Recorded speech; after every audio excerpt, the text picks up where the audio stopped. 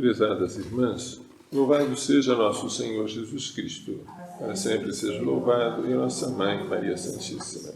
A primeira leitura é tirada do segundo canto do Servo do Senhor.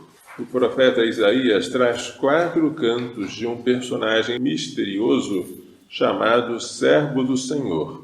Tu és o meu servo, Israel, em quem serei glorificado. Assim diz o Senhor acerca do seu servo. Ele me preparou desde o nascimento para ser seu servo. O Senhor que me preparou diz que eu recupere Jacó para ele e faça unir-se Israel a ele. Aos olhos do Senhor, esta é a minha glória.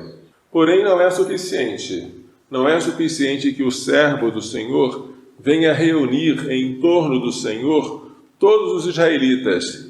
Isso ainda é pouco. Eu farei de ti luz das nações, das outras nações, para que a minha salvação chegue até os confins da terra. Portanto, este servo será um salvador universal. O Salmo 39 diz como foi feita esta salvação. Sacrifício e oblação não quisestes. Deus não quis ofertas pelos pecados, sacrifício, oblação, vítimas, como eram oferecidas no Antigo Testamento.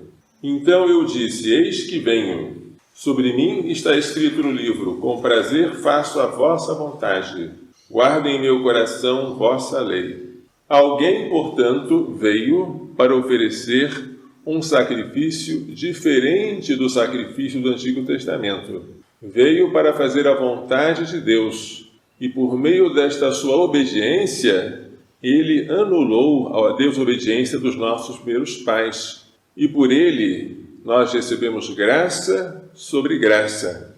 A segunda leitura fala que esta graça se estende a toda a igreja. São Paulo, dirigindo-se aos coríntios na sua primeira carta, deseja a eles a graça e a paz. Mas não só aos que estão em Corinto, que foram santificados em Jesus Cristo e chamados a serem santos, mas também a todos aqueles que em qualquer lugar invocam o nome do Senhor Jesus Cristo, Senhor deles e nosso. A igreja, portanto, é universal, e Jesus Cristo veio salvar a todos, não apenas uma raça, uma nação e um povo. O povo de Cristo é a igreja, que deve abranger todo o mundo. Todos são chamados a pertencer a ela, para serem salvos. O Evangelho apresenta João o Batista vendo Jesus aproximar-se dele e dizendo, eis o Cordeiro de Deus, que tira o pecado do mundo. O cordeiro era um animalzinho utilizado como vítima na festa da Páscoa. Esta imolação teve origem no Egito. O povo deveria imolar um cordeiro na tarde do dia 14 de Nissan. E esse cordeiro, que deveria ser consumido, um cordeiro por família, um cordeiro por casa, teria o seu sangue marcado nas portas para servir de sinal de salvação, para que o anjo que iria castigar o Egito não castigasse as casas em cuja porta estivesse o sangue do cordeiro. Este cordeiro não teria os seus ossos quebrados. Para celebrar a passagem do Senhor pelo Egito, a morte dos primogênitos do Egito, a salvação dos israelitas, os hebreus sempre festejavam a Páscoa, e na Páscoa imolavam o cordeiro pascal. Mas o cordeiro é um animalzinho que, sendo irracional, não pode, pelo seu sangue, tirar o pecado do mundo.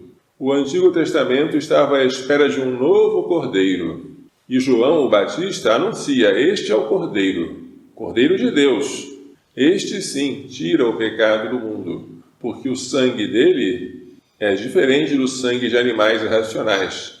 Ele o derrama conscientemente e voluntariamente pela nossa redenção. Ele expia os nossos pecados. João diz que não o conhecia, mas se ele foi batizar com água, é para que o Cordeiro, Jesus, fosse manifestado a Israel. João viu o Espírito descer como uma pomba vinda do céu e permanecer sobre ele, pousar sobre ele.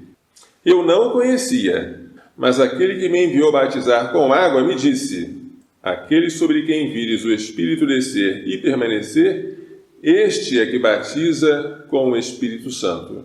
Se ele tem o Espírito em si, ele agora pode encher os outros do Espírito Santo. Ele pode mergulhar os outros no Espírito Santo. Ele pode batizar no Espírito Santo. Eu vi e dou testemunho, este é o Filho de Deus. O Filho de Deus veio ao mundo para que nós também nos tornássemos filhos adotivos de Deus, membros do mesmo corpo de Cristo, que é a Igreja, herdeiros da mesma herança de Cristo, que é o céu, e que desde já pudéssemos chamar a Deus de Pai, porque temos em nós a graça, que é a vida de Deus. Tudo isso foi um mistério maravilhosamente revelado a nós, um mistério de salvação. O Filho de Deus se fez homem por obra do Espírito Santo. O Espírito Santo desceu sobre ele. Ele agora, depois do seu sacrifício redentor na cruz, quando abriu o céu para nós e destruiu o pecado original, batiza-nos, mergulha-nos no Espírito Santo, para que nós também nos tornemos filhos de Deus. É bonito batizar alguém. São Francisco Xavier, indo para aquelas terras distantes da África e da Ásia, lamentava que não houvesse mais pessoas como ele para evangelizar e batizar aqueles povos, que só não eram cristãos porque não havia quem falasse de Cristo para eles e quem os batizasse.